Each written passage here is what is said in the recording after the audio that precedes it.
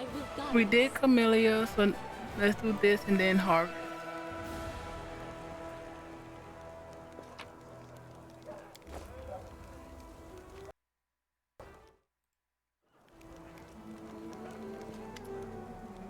Hargus Worm has been expecting you, thumb stuck in his belt. There you are. I've been waiting.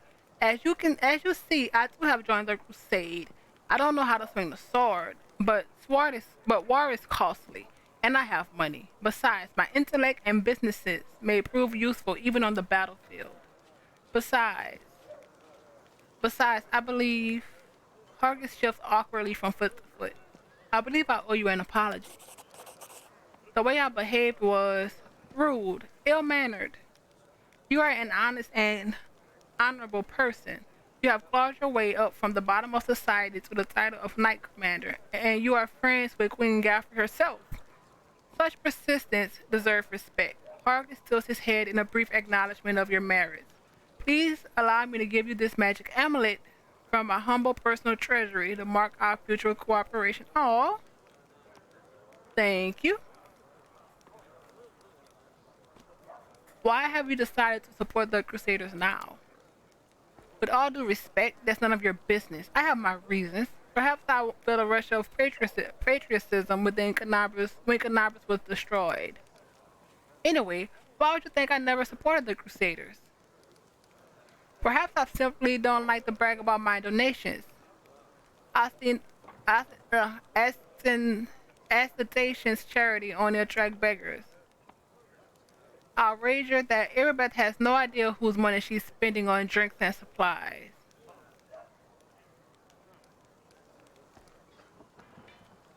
Why do you hide the fact that?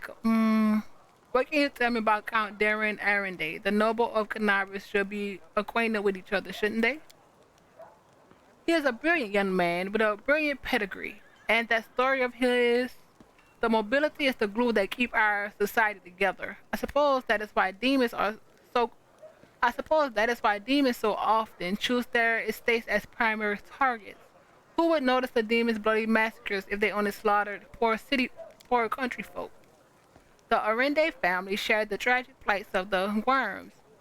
Along with many other members of the nobility, they fell victim to the treacherous attacks during the major celebration taking place on their family estate.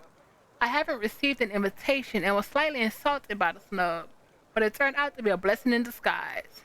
The guy saved me from a terrible fate. All the guests died that day from a magic demonic disease.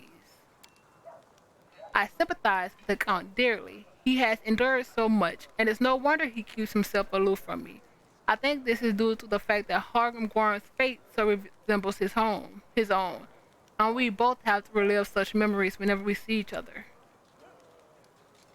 What's it like to live your entire life under someone else's name? We did this already. Yep, we did this already. Aren't you afraid of to Aren't you afraid I reveal your secret to everyone? Are you threatening me? I've invested a lot of money in your crusade. And I will invest even more. And yet you think to humiliate me in front of everyone? That's not going to Oh, I didn't want to do that. That's not going to work. If a scandal breaks out, it will be your word against mine. And I've been known as Hogwarts Gorn for several decades. I own a vast estate outside Canabras and a share of the local quarry. I will defend my good name to the end. Your claims will seem like vile slander. I'll see to that. Hargus worms become blotchy. Hargus' face becomes blotchy and his eyes nearly pop out of their skulls. He calms himself with visible effort. However, I do hope it won't come to any of that. We're all here for a common cause. Victory over the demons, and I intend to see this business through. Why do you hide the fact that Camellia is your daughter? Oh yeah, we did that too. How did Oh, but this is what how did Camelia's mother die? Hargis pierces you with a long, heavy stare. I'm not going to tell you about that. Some things are to remain private. I have to go. Would you?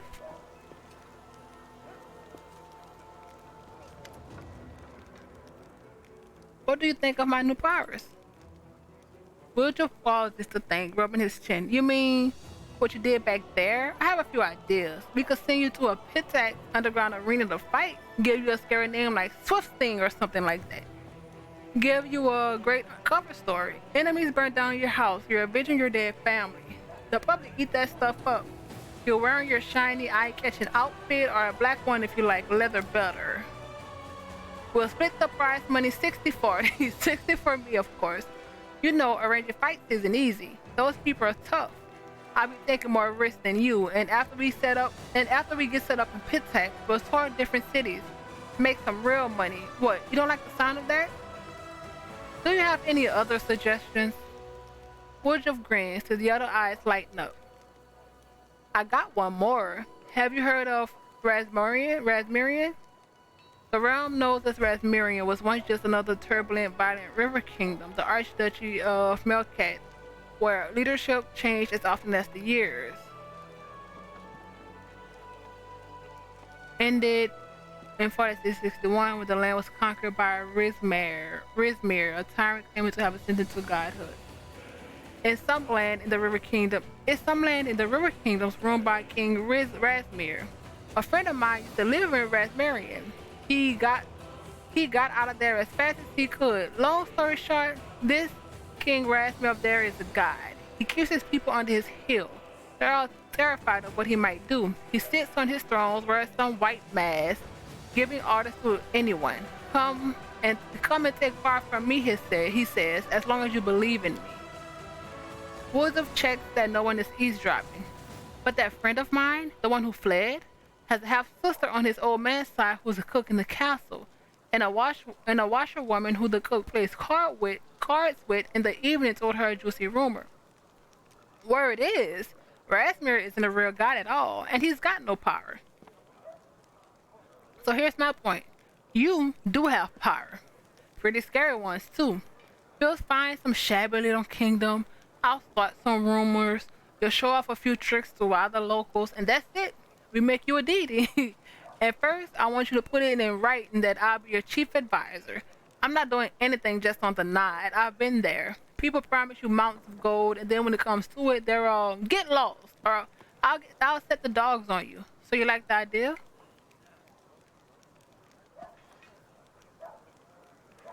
It's an interesting idea, but I need to think. But I need to think about it. Sure thing. Think about it. Just call me if you need me. We'll discuss it. I have to go. Let's talk later. Mysterious elf, blacksmith, Wilson. I'm going. Let's do the mysterious elf. Damn it! You again, soldier. Khaleesi. Khaleesi? The bearded quartermaster. What can I do for you? I saw you talking to the girl hiding her face. Who was she and what did she want? I don't know, Commander. She never introduced herself, but I bet she's not a part of our army. I know all our soldiers by name and by sight. Wilson frowns gloomingly. His cordiality goes in an instant. She was looking for some elf volunteer, wanted to know which tent he was sleeping in. At first, I thought she was a messenger from Mendel. She definitely wasn't one of us.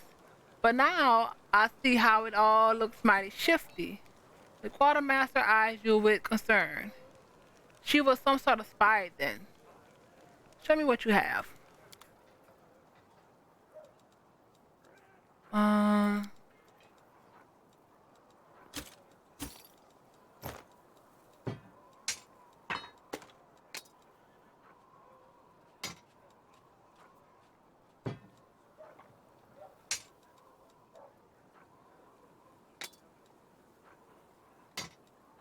Oh wait, what's the Earthbreaker? Eh.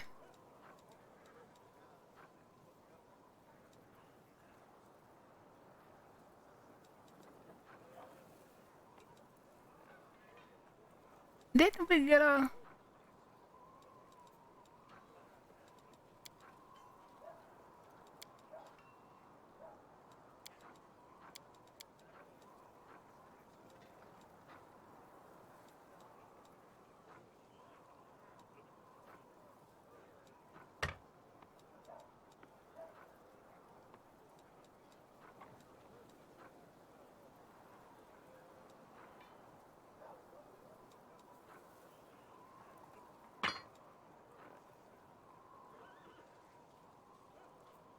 Hmm.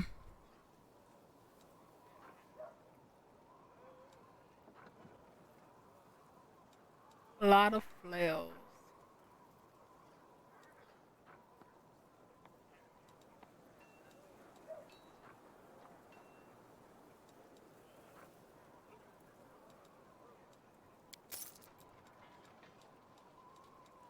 But we did get something from Hargis. Whenever this wearer of the amulet uses a hex, the DC of the saving throw increases against it increases by 1. Only so many people can use a hex. And I don't think you can.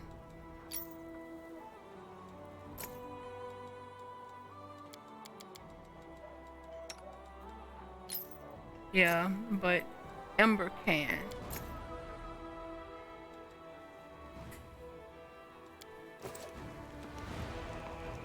Blacksmith.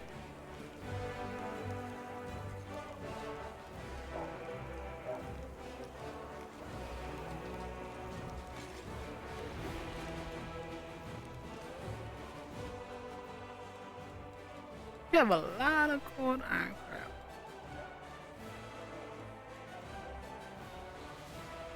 Oh yeah. Bunch of cold iron.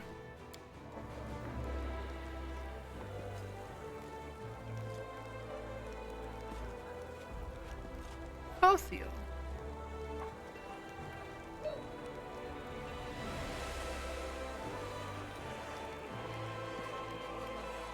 Hello again. I'm very pleased to meet you. Thank you for taking the time to talk to me. A young cleric stands before an easel, his brush hovering over the canvas without touching it. Instead of painting, the young man absent-mindedly gazes at the sky of Canabras, which is still streaked with covering plumes of black smoke. Finally, he notices you and smiles, shaking off his stupor. It's a pity I wasn't there at the Grey Garrison to witness your feats of strength with my own eyes. The flash, however, could be seen miles and miles away. Some people were frightened of it, thinking that the demons had blown up the remains of the keep. I, for one, knew immediately that it was a good sign. The light above the city showed us that there was still hope. Or who are you, and how could you probably be of use to my army? My name is Sozio Vanek. I am a cleric of Shaylin, the Eternal Rose and the Goddess of Beauty. Yes, I know that many people would consider me useless in a war. This is not a usual war, though. Just consider our enemy. The Abyss and his demons are the very embodiment of everything evil and ugly in the world. Perhaps a disciple of kindness and beauty might come in handy. I have no doubt that we will win this war, Commander. We just have to. It is our destiny. My role is to help you, and all those standing by your side in this struggle, to survive and flourish. Everyone deserves the chance to find peace and happiness in the world that they are defending so selflessly. You wanted to discuss something with me, right? Yes, I have a personal request. Before we undertake our journey and leave Canabras behind, I would like to visit Martyr Zacharias' cemetery for a funeral. It's not far from here, and it's important. I would like to pay my respects to my friends from the Temple of Shaylin who died defending the city. Also, if it's not too much trouble, I would like you to come with me to honor their memory. Their friends and family will be at the funeral, and perhaps the commander's personal presence will bring them comfort. I know that you are burdened by many cares right now, so I understand if you can't find the time. But if you could, I would be sincerely grateful. What are you painting? The cleric's eyes linger mournfully on the canvas. The unfinished painting depicts a temple crowned with a rainbow-tailed bird, the symbol of Shaylin.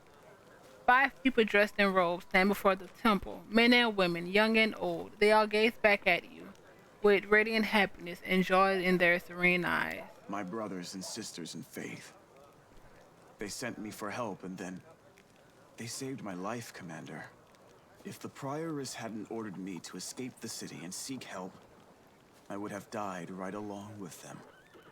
Instead, I met Queen Galfrey on my way to Nerosian and hurriedly returned to Canabras, only to find my friends dead on the steps of our desecrated temple. No. I want to draw them the way they live on in my memory. Wise, beautiful, and loyal to their goddess and their city to the very end. Socio touches the edge of the canvas gently, as if patting a friend's shoulder in consolation. This is why. This is why you have to treasure every moment you spend with the ones you love. Today you're together, but who knows what tomorrow may bring. You're right. I took their company for granted and never even imagined that they might just disappear in the blink of an eye. So many words left unspoken. Now it's my duty to make sure my friends and tutors did not die in vain. I will honor their sacrifice by making this world a bit more beautiful and kind. What made an artist enlist in the army? Perhaps I am a true artist, or simply an amateur who defaces canvases in my spare time. My goddess is a patron of art, so painting is part of my prayer, and I put all my heart into my pieces. But I am a cleric above all else, so I must also tend to others. He is a vastly different character from Valerie from Kingmaker, who was technically grew up with the Shaylin people. I went to war because here's where I'm most needed. Sure, I could be painting idyllic landscapes and offering empty prayers to my goddess, but that won't stop people from dying. My goddess has no tolerance for false piety. It was nice meeting you. Now I have to You go. must be rather busy indeed. Leading a crusade all by yourself is no joke. I still believe that you are up to the task. This war has been raging for 100 years, but you've given us a chance at victory. Can we still not do you with the mythic path? Nope.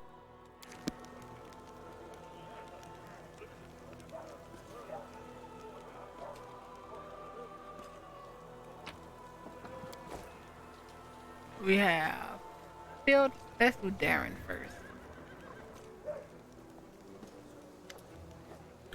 There you are. Did you also receive a fraction of the unusual power? Looks like it. I genuinely hope that getting away from you will be the end of it. If your gift truly did come from Ayobade, then giving me a smidgen of that power was a very subtle joke on her part. I had no idea that our divine lightbringer of Mendev had such a sense of humor. Don't get me started on my many acts of sacrilege against her. That obscene engraving, the truth about the test of the Star Stone, is the tamest one by far. People say that you're deliberately trying Queen Gaffy's patience. Is that true? Does it even matter? All of Mendivian high society has declared war on me. They either despise me or they're trying to steer me back onto the right path. And I'm doing everything in my power to keep them on their toes. I relish the prospect of all the fun this mess in Cannabis will bring. Darren grins from ear to ear. I shall either commission a song about the great Cannabis fiasco from a certain talented bard, or confuse the jewelers with a rather tall order. A batch of silver dragon toys with not funny, with detached heads. Give me a week and they will be in every shop in the quarter.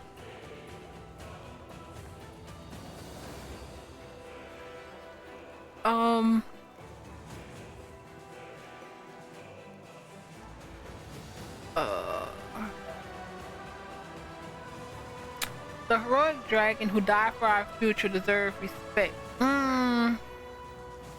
She did try to help me, not your mockery.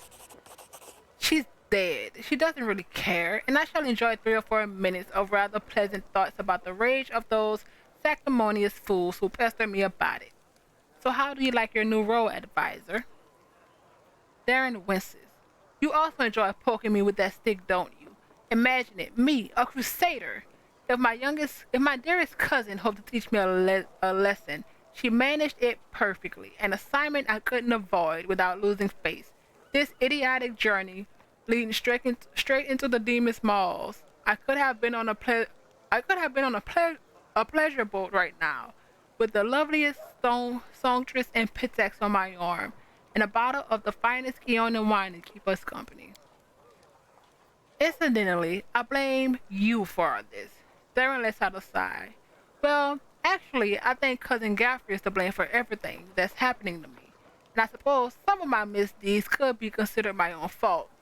But I can hardly be expected to take responsibility, can I?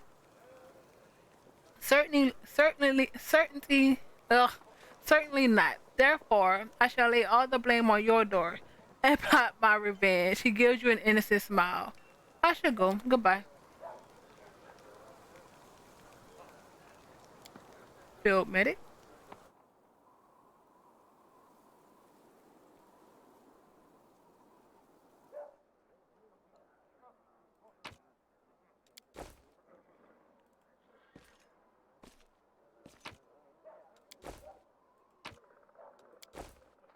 For an autumn haze, the elf before you casually rests his bandaged arm on the weapon at his side.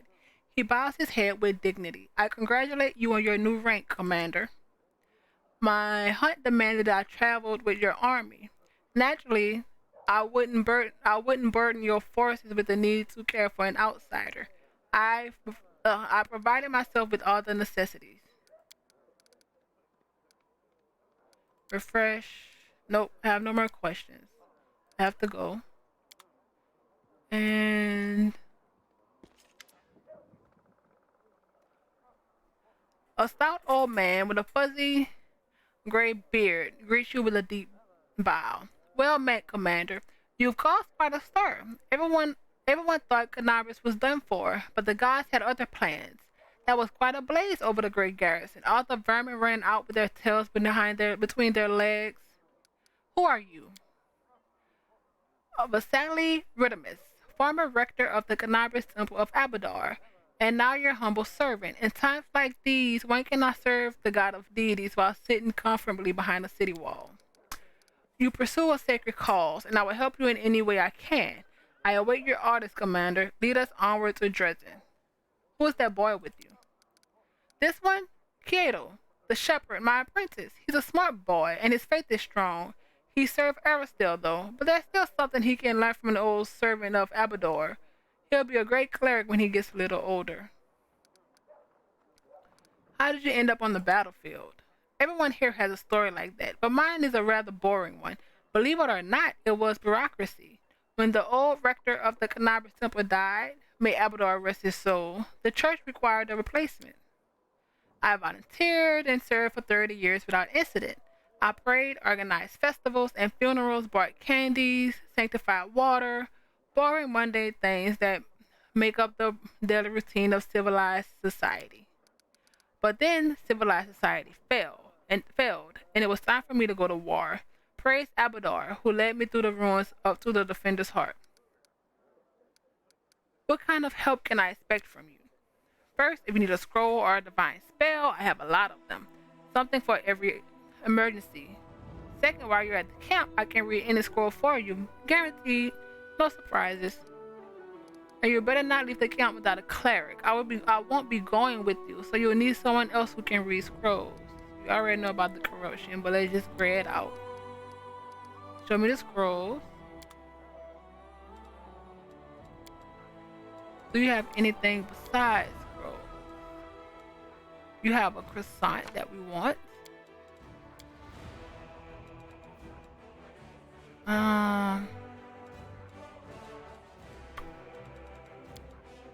What is something that we won't be really? Hmm.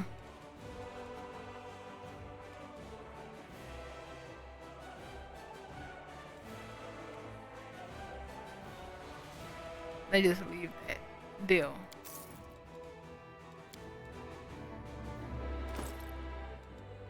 Let's read that.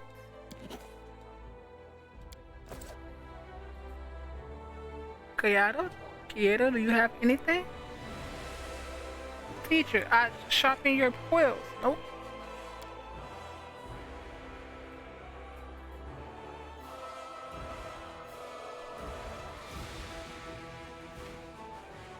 Do we have anyone else to talk to? Ninio. And maybe it.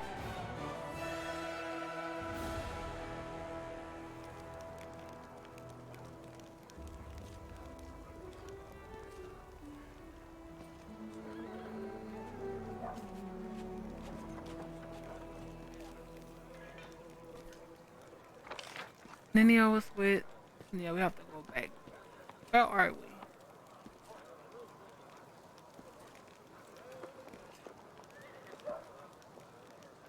Oh, we also have to talk to the leader, the altar.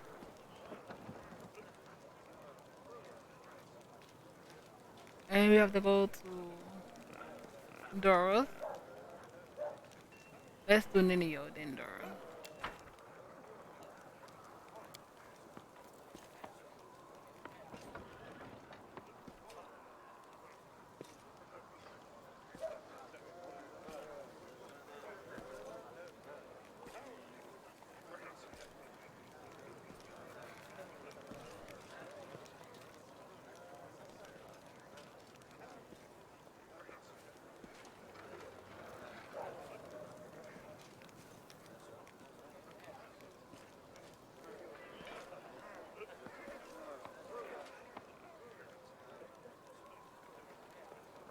Ninio? I can't imagine. Ah, girl, there you are. Very good, just in time. You will be delighted to know that I need you for an experiment. So, the great garrison stands roofless. Demons are running for the hills with their tails between their legs. Mendel's queen, what's the name? It's on the tip of my... Ah, yes, Galfrey. Is scurrying to and fro, and all this is somehow connected to you, my loyal follower.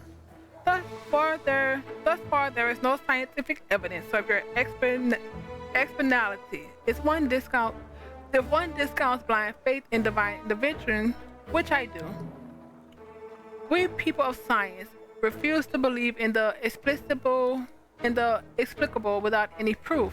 We are the ones who explain the inexplicable. Ninio punctuates her statement with the energized sweep of her arm. And therefore, open your mouth and say ah for me. Why? Isn't it obvious? I'm gonna study you. Come on, don't stand in the way of science. Sure, open your mouth. Ninio peels into your mouth with practiced eyes. Alright, your throat fine, tongue looks perfectly normal, your breath, she sniffs. The smell is in line with the regular functioning of the digestive system. Now for your teeth. She sticks one hand in your mouth and probes each of your teeth in turn with the skill of a seasoned dentist.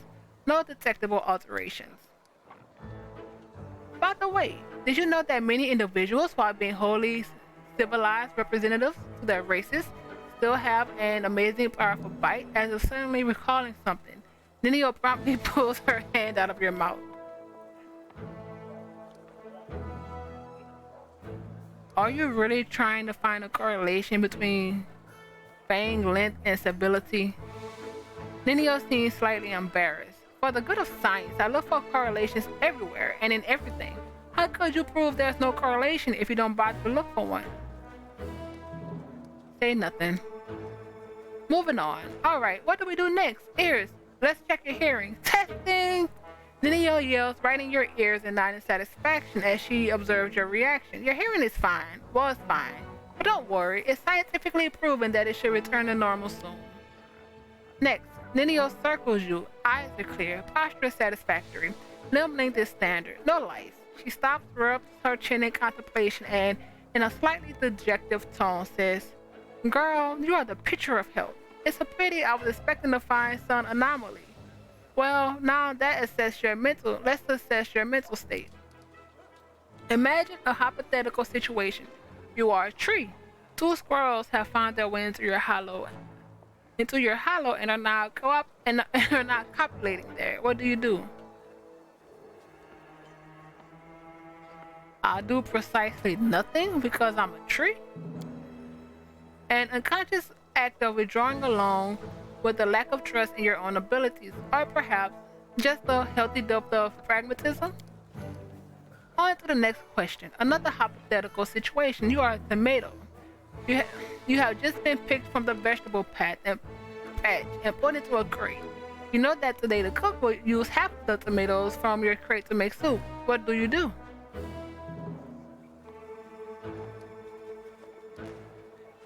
There's nothing I can do. I'm a tomato, remember? An unconscious act of withdrawal. Inability or unwillingness to see something bigger behind something small. Alright, I understand. On the surface, it appears you don't really believe in your ability to change things, but in fact, you are a strong pragmatist who knows perfectly well what you can and can't do. Your reasoning is that of a mortal, one who is capable of achieving a great deal, though she would deny even that. On that note, I deem this experiment complete. Thank you for your participation. Ninio looks at you pensively and then gestures at you with a wide sweep of her arm. And yet, you remain a puzzle to me. I love puzzles. One of these days, I will solve you completely, unless I forget. Now, I have time to answer your questions. Come on, ask anything. Let's see if you have anything. Nope. I have to go.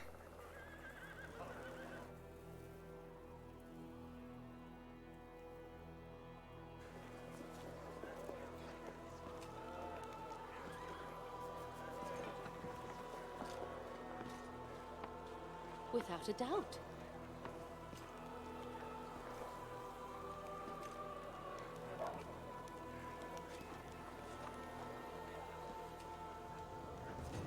Nora?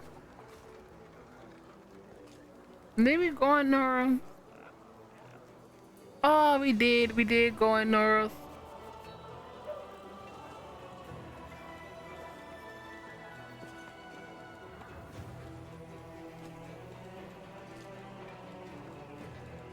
So much talking.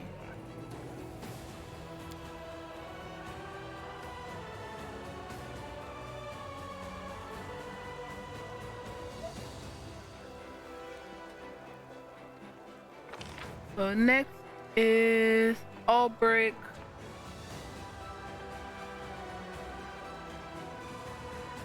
And I still wanna make sure. Even though I'm pretty sure, I know we did.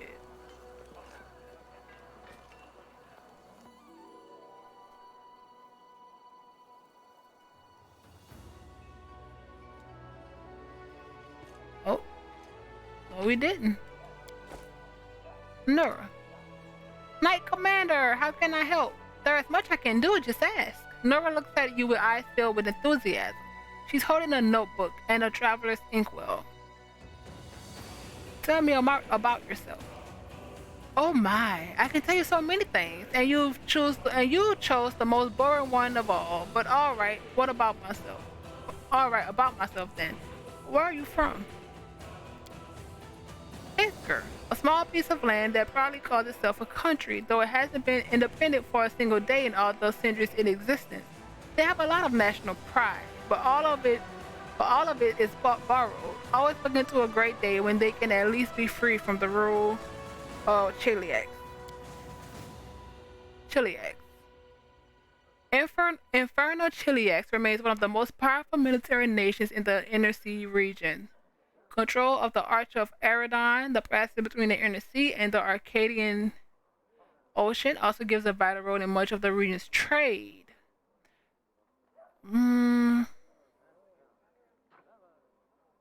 Suffers from extreme diabolism and tyranny, which prevents it from truly achieving its full potential. Gary loves politics. If two of them start bargaining over beats at the market, you can be sure they'll end up arguing about whether an independent Isgard will be a monarchy or the republic. I've always found it fun to listen to and a little disgusting. You see, there are a lot of us halflings in the country, but very few are citizens. Most are slaves. Oh wow. I wonder if we were a halfling would something change. I was lucky. I've always been clever ever since I was little, so they sent me to a school instead of making me do the grunt work. They taught me to count and write, and I was sold as a secretary to Lord Axelard Tresbolt.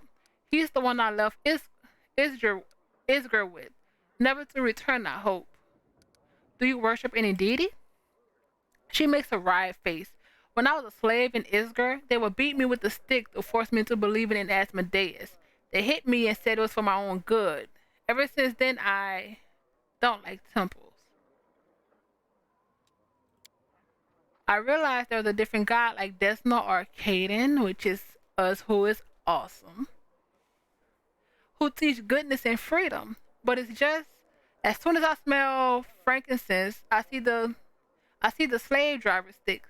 Maybe one day I'll be able to turn to a deity without cringing from a bull for not being reverent enough. But for now, cringing from a blow for not being reverent enough. But for now, I let others pray for me. Nero smiles, trembles, and collapses. That's sad.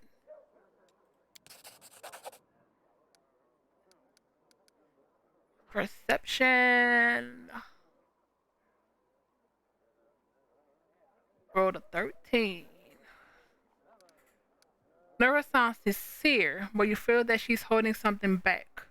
How did you come to serve Queen Galfrey? I was a slave of Lord Axelor Tresbalt in Isgir, my homeland. Oh, what a man he was! He towered over his fellows like a rock over a garbage heap. A true hero. He brought me as a simple secretary, but he made me learn the history of the world wound. All of it, one volume after another. He hired tutors for me, even sent me to meet prominent historians. He didn't want a simple slave, but a slave with an impeccable education. Lord Tresbalt was going on a crusade. He firmly believed that the servants of the good gods were weak, and only a follower of Asmodeus could stand against the demon invasions. He took me along as a secretary, a historian, and most importantly, he entrusted me with recording his glorious story for future generations. In his crusade, Lord Tresbalt performed many brave feats, but even he could not stand against the world womb alone. In his final battle with the demons, when my lord realized he was doomed, his final act was to cover my retreat so that I could tell the world of his great deeds. Some people have said what he did was not heroic, just an arrogant moron puffing himself up one last time. But I say, curse those tongues. My difficult journey ended in Mendelv, where I found my freedom. There, I published Lord Tresbalt's biography, and I don't want to boast, but who am I kidding? Of course I do. The book sold in great numbers and made me rather famous for a long time. That's what brought me to the Queen's attention. She invited me to her court. After all, she was curious about my deceased lord, and she was in great need of an expert on the history of the world wound. I hope you find me useful as well. Chaotic. So you're not just a historian, but a writer too? Will you write a book about my crusade? Why not? As soon as we finish off the demons, I'll get right to it. Just take care that you don't end up like Lord Tresbo. Thank for you for your answers. Tell me about the history of the world wound. Oh lordy, this is a lot. Oh, I could talk about that for hours. What exactly do you want to know? One moment.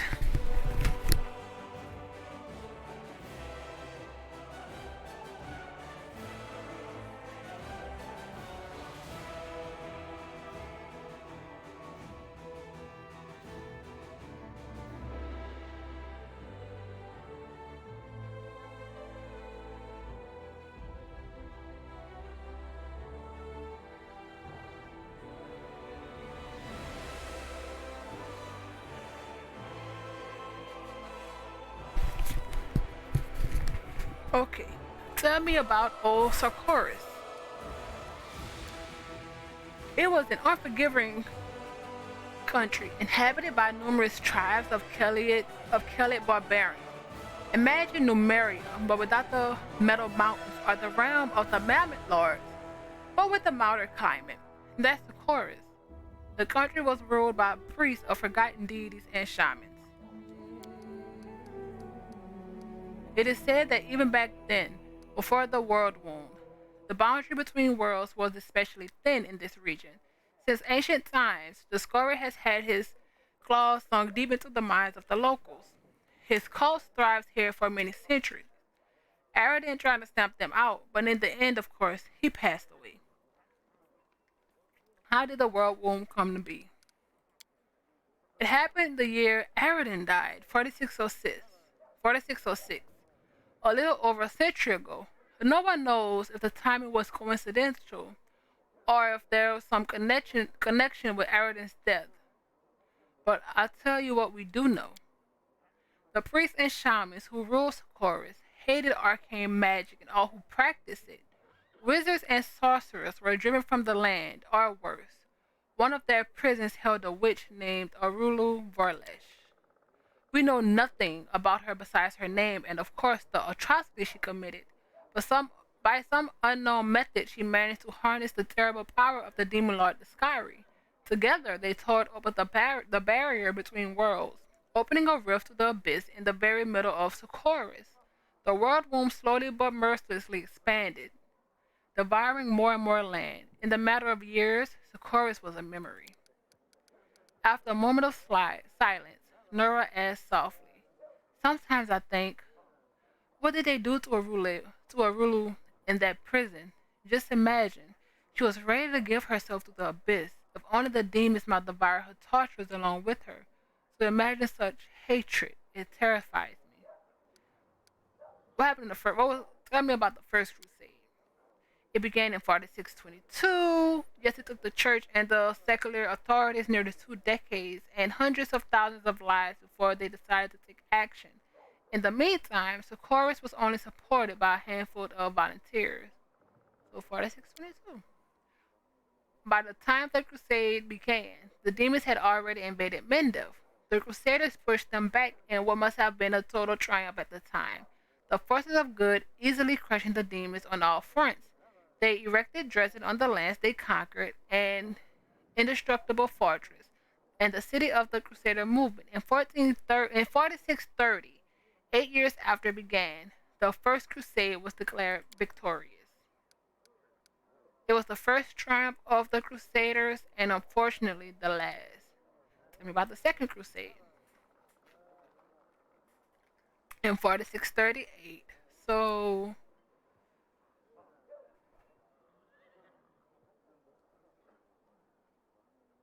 16 years. It was 4622 was the first one. The world womb suddenly started expanding and a new wave of demons appeared.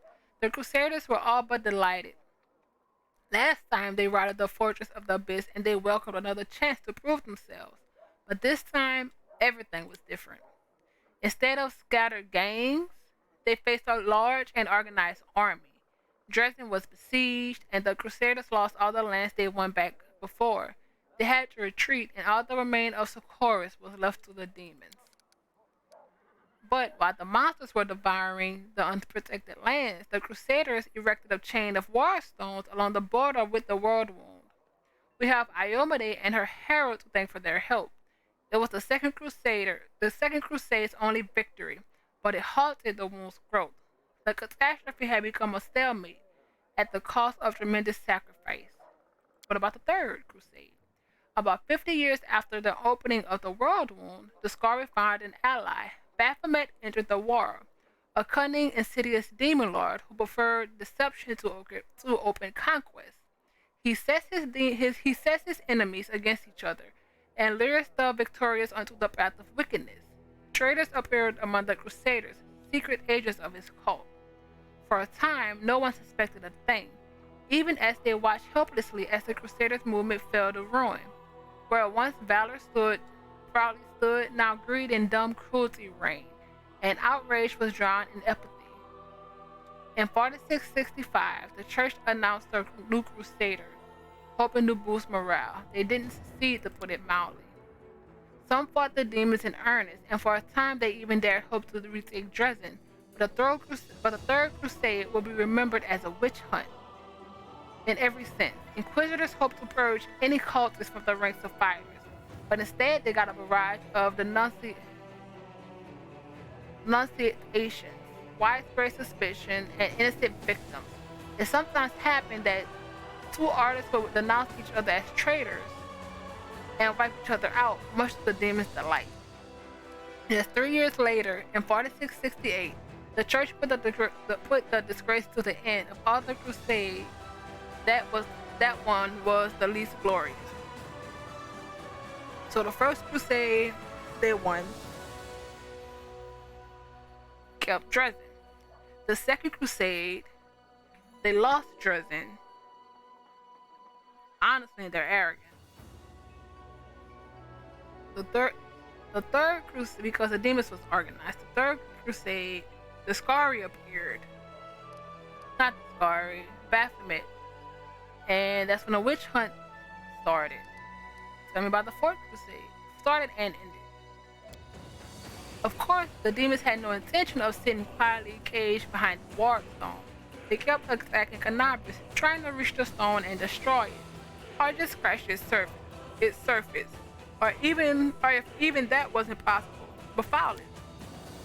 The Crusaders drove the demon away from the city again and again. The Fourth Crusade would last for 15 years, an exhausting study in positional warfare. The demons attacked and they were pushed back. The Crusaders went on the offensive, but they were forced to retreat. And all the while, the losses were tremendous. The Fourth Crusade's only achievement was they didn't let a single war stone fall. They didn't retake a sliver of land, to say nothing of Dresden. So many lies just to maintain the stalemate. You can imagine how that affected morale. Thank you for your answers. My pleasure, my pleasure. You just have to remember to stop me or I'll go on about it forever. You've probably heard about the wound I have, the one that sometimes opens on my chest. Can you perhaps tell me if it's some kind of demonic curse? Yes, indeed. I've been told of your affliction. Nerve appears at the center of your chest. Can you will the wound to open? No, that's a shame. Um, what can you tell me about this wound?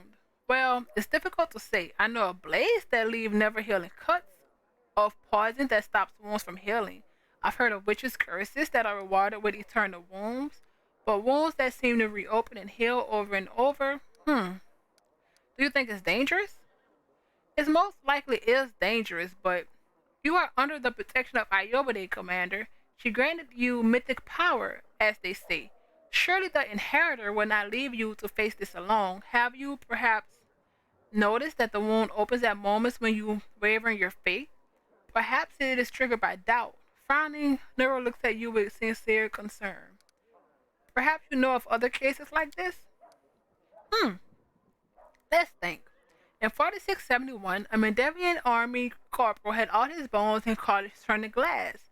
In 4770, a scribe Canabras had all her skin simply come away like she'd been, oh lord, as she's been boiled. And in 4638, oh, you don't happen to have insects crawling over you. Locusts? No rats, perhaps? Too bad. Nero looks at you with genuine regret. Thank you. I'm sorry, I couldn't tell you anything useful. I will be sure to study this matter and consult a few of my encyclopedias. I have to go.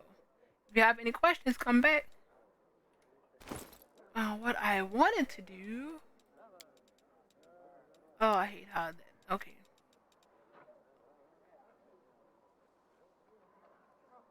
Nope. Not that. Not that.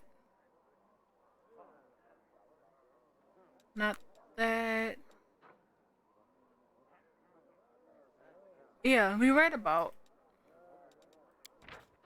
Like we did read. I was like, I know we read about someone who was the Lord, that called his people cowards. Nora. Yep. Alrighty.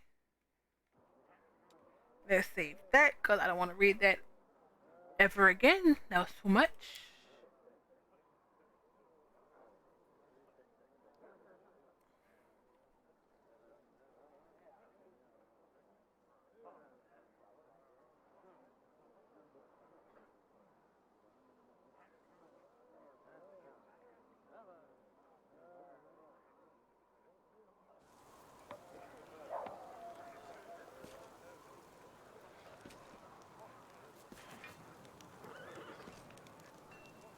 What we have left is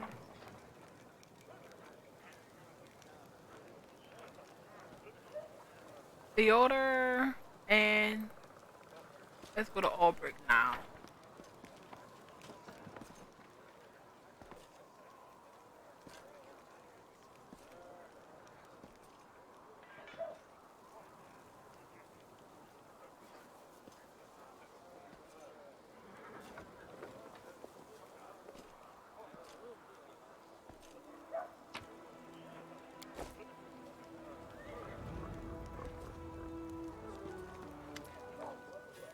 So, you're the war chief now? You're gonna lead us to free Sakaris from those fates? Harper nods his head with respect. I felt it the moment I saw you. This one is special. But that you'll go and get yourself a whole army in no time, that I did not expect. Well, how does your newfound power feel? Has it gone to your head yet? Um, we're going to fight demons, not fate. Fade, demons, angels. Albrecht screws up his face and waves his hand in front of it like he's trying to get rid of a foul smell. They're all the same spooks. They could have stayed in their magic forest, happy as a pig in mud. But no, they had to poke their funny heads into the mortal world. The mortal world. Hold on, don't change the subject, eh? What do you think about being watched? It's an odd feeling. So many people are counting on me. No, why do you ask? I thought I learned what was on my war chief's mind. Going to war is no small thing. If you'd rather not say, you don't have to. You'll show it in action. Well, I didn't come here just to flap my gums. Since I'm going to war and you're in charge, I better do this the right way. Albrecht lowers his head and says solemnly, my blade and my life are yours, war chief. I mean, it's not like I need a blade. My talent and beak will do the trick. By saying it like this is the done, but saying it like this is the done thing. My talent and beak are yours. Just doesn't have the same ring to it. There's something else. I can already see things are bad, but the tales of all of Sakaris burning down and its people dying out, I'm sorry, I don't believe those. It can't be true. We're not the kind of folks to be snuffed out like that. I have kin in a village not far from here. Current Glen. Let's go there and talk to them. Have them fill us in. They're smart folks. Perhaps they'll help us in battle too. Together we'll clean up Sakaris before you can say, anoint ye foul creatures. Albrecht bumps his fist into his palm with a chuckle of bravado. All right, I'll go prepare for the road ahead. Take care, war chief.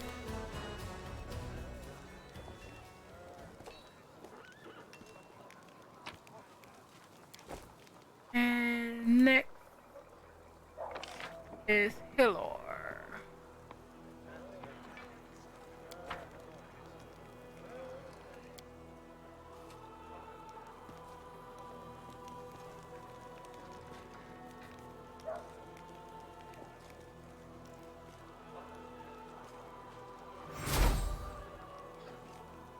The altar. First, Luke.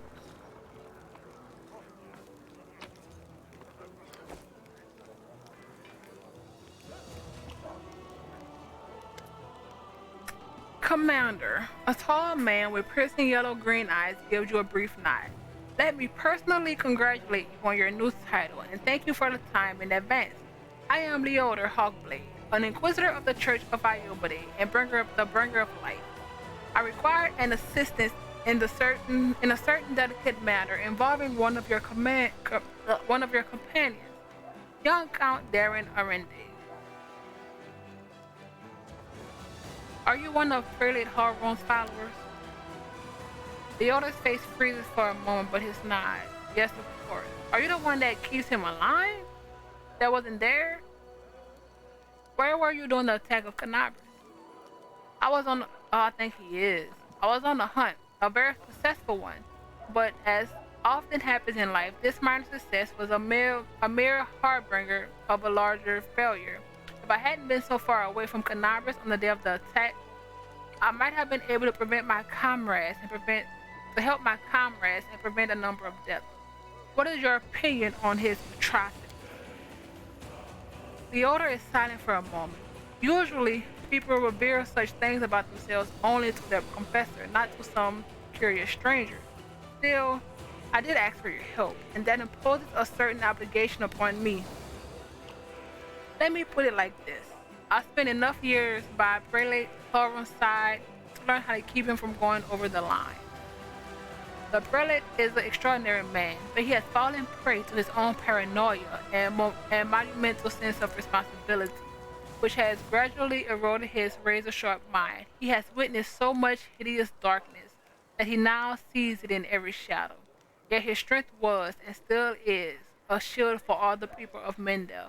That is my opinion. His comrades and advisors are necessary to prevent him from making unforgivable mistakes. Thank you for your answer. It's not an easy topic for me. I prefer not to discuss it again. What brings you here? I ask you to assist the Church of Iomade in an investigation of utmost importance. I understand that the leader of the crusade has plenty of other matters to attend to, but please allow me to tell you the details. Perhaps it would explain why I'm calling upon you. The Inquisitor's open face instantly reveals his feelings. He frowns and looks through you, lost in the thoughts for a moment. I suppose that you have already heard about Count Arende's story. I refer to the tragedy at the Heaven Edge estate. You're going to investigate this old case again, aren't you? Yes, I am. I have 7 reasons to doubt the widely shared account of what exactly happened at the estate and how it happened. You see, Commander, I was among those sent to examine the estate after the incident. I saw everything with my own eyes, and I still remember it clearly, even though it feels like it happened a lifetime ago.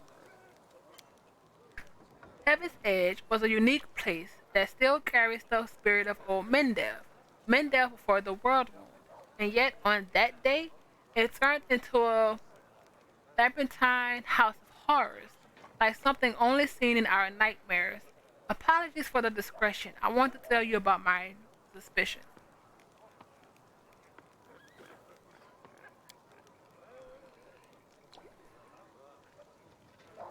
Everything about the incident seems odd. Why was the only person left alive? Why was the only person left alive a young boy with a newfound talent for divine magic? Well, he just got it, and I thought he had it before it started, before the massacre. Why did nobody send to Canabras for help? Even though the agony spanned many hours. We found the demons dead with their heads cut off. We need to make sure we don't have any more cut heads. We get into the estate. How were they defeated? How did disease kill even the paladins present at the estate? Who are said to be immune to any diseases? If the demons have found a way to penetrate,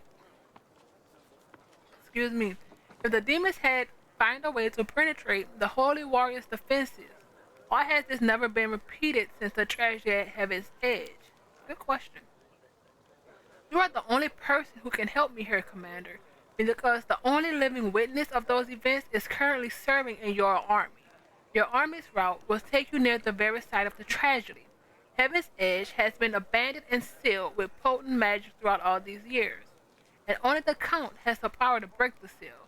He is unlikely to invite an Inquisitor inside, and in any case, he won't like me sniffing around his family's seat. But if you, as his commander, express your wish to visit the estate, he will be obliged to fulfill it and will simply follow you as one of your attendants. There are 100 ways, 1,000 paths, and a myriad loopholes in human lives that the forces of evil use to their advantage. I am not sure which one of these led the demons to the gates of Heaven's Edge, but I do know it wasn't a simple raid. The kind crusaders face every day. That incident involved a significantly more powerful entity, and that is why I'm asking for your help. We cannot be sure if such a tragedy will not happen again until we uncover the truth. Did you question Darren himself? I did, but the Count insisted he couldn't remember anything about the incident due to severe shock. He saw the demons at the very beginning when they appeared at the celebration to announce the onset of the plague and mock their victims. He also witnessed the death of his mother, Countess Selena. This was all he could tell me. The older paused. We have found the young Count sleeping like a log on the floor in one of the rear chambers, having drunk about half the family wine cellar all by himself. There is no reason to disbelieve him of that matter. So you suspect that Darren is hiding something? That he is to blame for the tragedy? I deliberately refuse to entertain any theories of suspicion so that it doesn't affect the investigation. There are sayings among my colleagues that suspicion is the mother of prejudice, and prejudice is married to failure. Oh, that's what they saying. I can only tell you that Count Arende wasn't suffering from demonic possession, the most common malaise in our country at the time. Bernard Horan himself examined the boy right after the tragedy, and he didn't sense anything awry with him. Why can't you just search the estate yourself without involving me? The estate is abandoned, sealed with powerful containment enchantments that only the Count himself can lift. This is not the main reason, however. The main reason is that Count Arende is not officially under investigation by the Inquisition, so I couldn't just break into his house, even if I found a way to bypass the spells. This is a serious matter. The Order frowns. A matter that threatens the reputation of the entire Church of Ioumidi and my own organization in particular. We made more than enough unforgivable mistakes during the Third Crusade and are still dealing with their consequences. Your presence will give my investigation a necessary legitimacy, Commander, but there is more. In addition to getting official permission, I also like to bring an independent third-party investigator to this case. Someone independent but well respected, and you fit the role perfectly. You already been to the estate several times. What do you expect to find now? I was a young and inexperienced inquisitor when I first visited Heaven's Edge 10 years ago. My skills have improved significantly since then, and I have paid dearly for that. Leota makes a vague gesture pointing at his scars. My arsenal includes many spells and techniques dedicated to gathering information about people and events. Among all of them, almost all of them require me to be physically present in the place where the event in question happened. That is why I must return to Heaven Edge. Tell me what happened. About 10 years ago, several powerful demons managed to penetrate the Warstone barrier and committed mass murder on all the guests who attended the feast and celebration of young Darren's birthday. The unknown magical disease that had brought that had they had brought wiped out the whole estate in less than a day. That was not a unique case in itself. The demons had attempted such raids on Mendevian lands before, but they had never dared target such a well-protected place. The Arende family was exceptionally rich. The estate was protected by elite bodyguards. There were several strong and righteous paladins among the guests. Moreover, the revered Neston, Darren's tutor, was one of the most powerful priests of Ioumidi in the vicinity. All of them died nonetheless, except for the young count, who had suddenly manifested his outstanding sacred healing powers. Was that a divine miracle or a curse? That remains to be seen. Fine, I will help you. What do you need me to do? The Order bows his head to you with exceptional reverence. Thank you, Commander. Now I ask you to speak to the Count and tell him that you wish to see Heaven's Edge. Please do not inform him of my presence right away. I will join your Count when it's time to travel to the estate. When we get there, I will also require your help during the investigation. You will have to follow me, observe my actions as an independent witness. If you have any other questions, please feel free to ask me. I will remain here for a while. I have to go.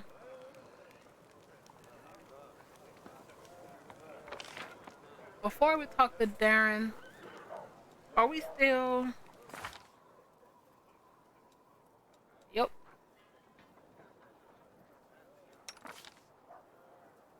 She still has wisdom then. Oh, a few people. And Landis fatigue. But I want to rest it. But first, I want to go look at...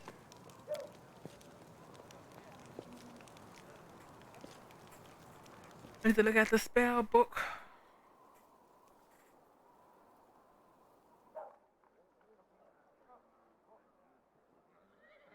Okay. Spell book. I'm fine with what we have. Domain.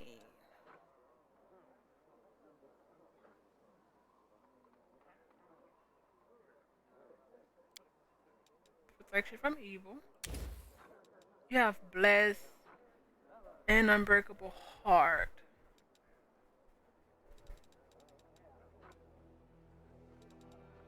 So, we have section from evil, yeah, communal, and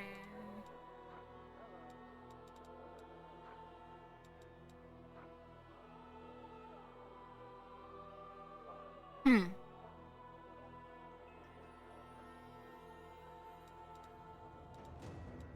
effortless armor.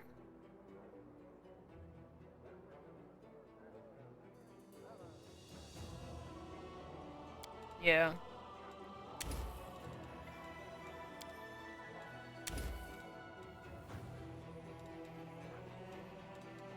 Level 3. Prayer seems right for him. Yeah.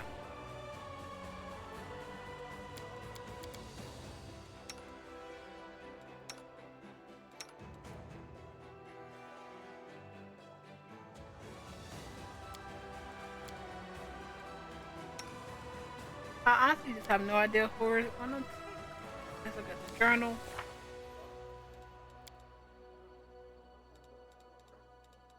Dropped in Darkness is done. We still have Chili Creek and Kilessa to finish Waterstone. We have to make it to Dresden. Visit the camp. Go to meet, talk to Darren. Help Socio. Albrecht. Ninio. We gave those swords to the notes. Gave Fairbath his scabbard.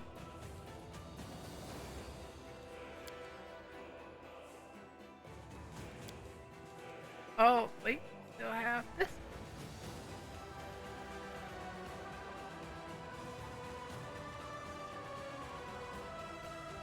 opening.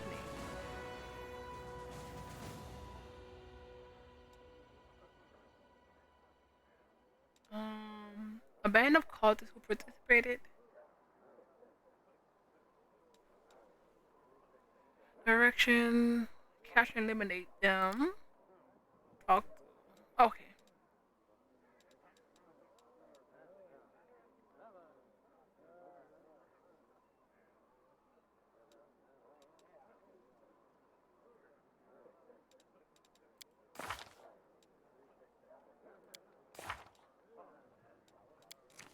Let's rest.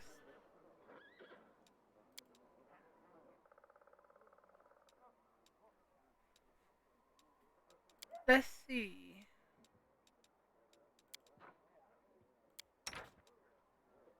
We have. See.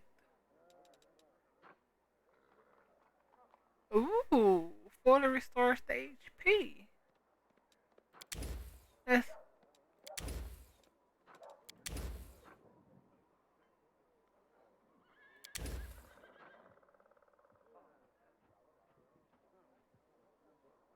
Um,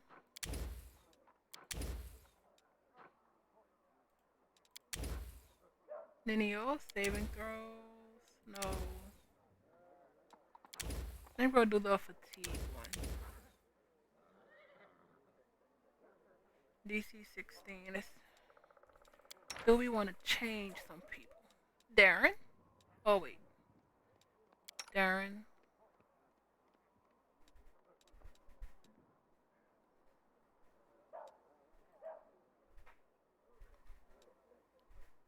We don't have a.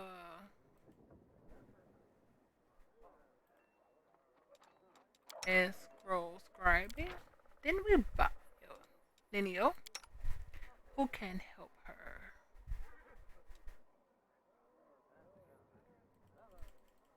Let's do Ember. Ember is just a doll. And then that's all we have.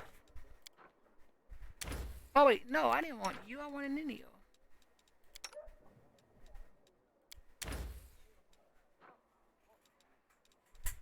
Let's see. Mage armor.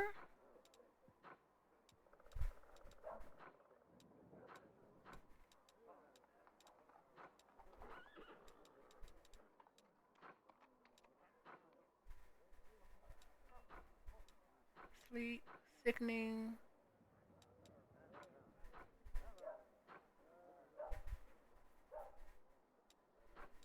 Let's do mage armor for now.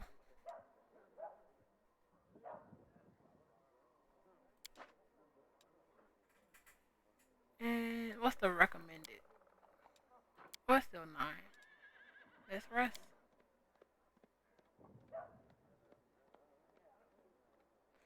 We refuse to admit that life is ruled by despair and that hope only deceives people.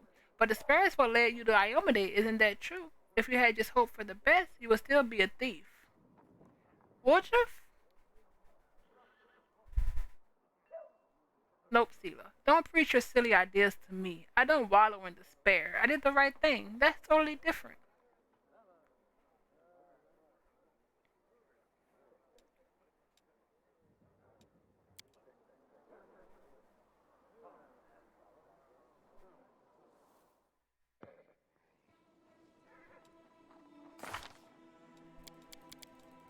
There we go. Oh, wait. How far am I to... Yeah, I did good. Ugh. But it kind of makes sense. I have been doing a lot of good options.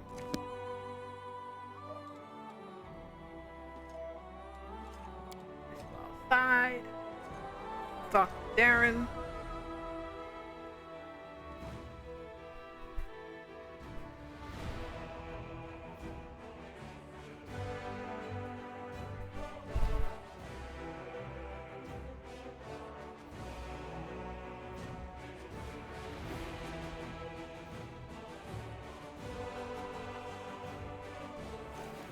I guess we can give Arabeth the all. Oh, I'm gonna hate. That's a lot of money. Forwards.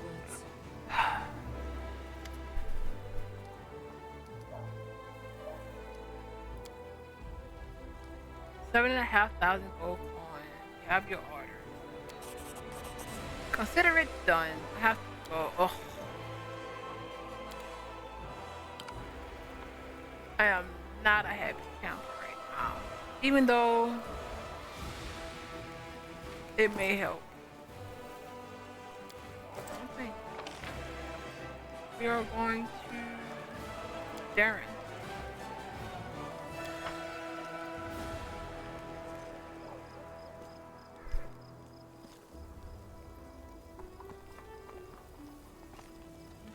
But for the Woodruff.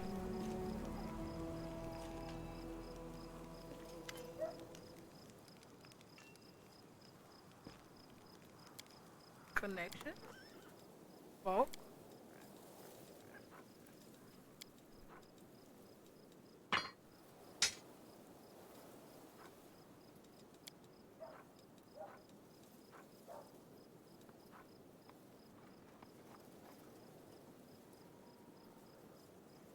I don't want that, honestly. Still.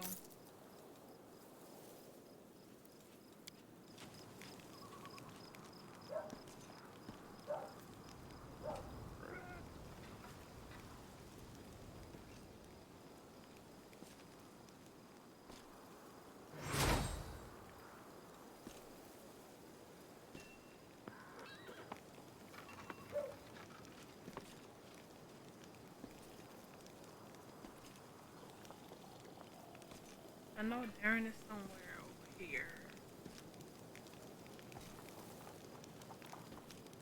Did we go to the field medic? Let's find out. No, we went. Oh, we did. We did because we also went to the chapel. Chapel had the altars and they had the people. Yep. We march ahead.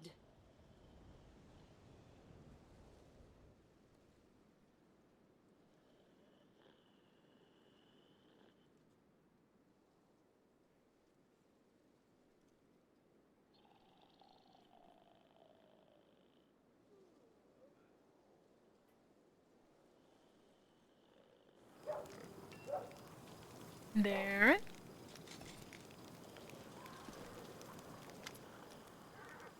I'd love to visit Heaven Edge and see the Arende estate someday. Oh, I was just about to mention it myself. I've been thinking, now that I'm in the middle of the whole crusade, not this whole crusade nonsense, I simply must devise new ways to have fun. With all the recent commotion, my birthday completely slipped my mind. What if we were to celebrate it at Heaven's Edge? It's not far from here, and you'll get to enjoy a banquet in a bona fide haunted house. Darren seems to have trouble getting the words out, which clearly indicates how rarely he has asked for anything. Since you're my superior and I'm your advisor, I am obliged to ask your permission to leave for the festivities. And I want to invite you too. I'm sure the commander can free up an afternoon while the soldiers are on leave. Are you really going to throw a banquet at the very place where your whole family died? Darren purses his lips for a moment before replying in a bored drawl. Yes? What of it? Am I supposed to weep and quake with fear for the rest of my life? I've stayed away from the damn place for 10 years. And now I'm going to return there to drink, dance, and be merry without a care in the world. You can keep your squeamish disapproval to yourself.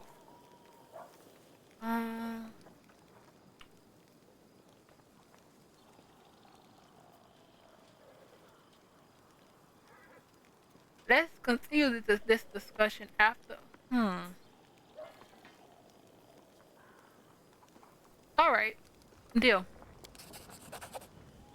Perfect. You have a ball. I'll make sure of it. Something strange flashes in Darren's smile. I have to go. Goodbye. Let's see.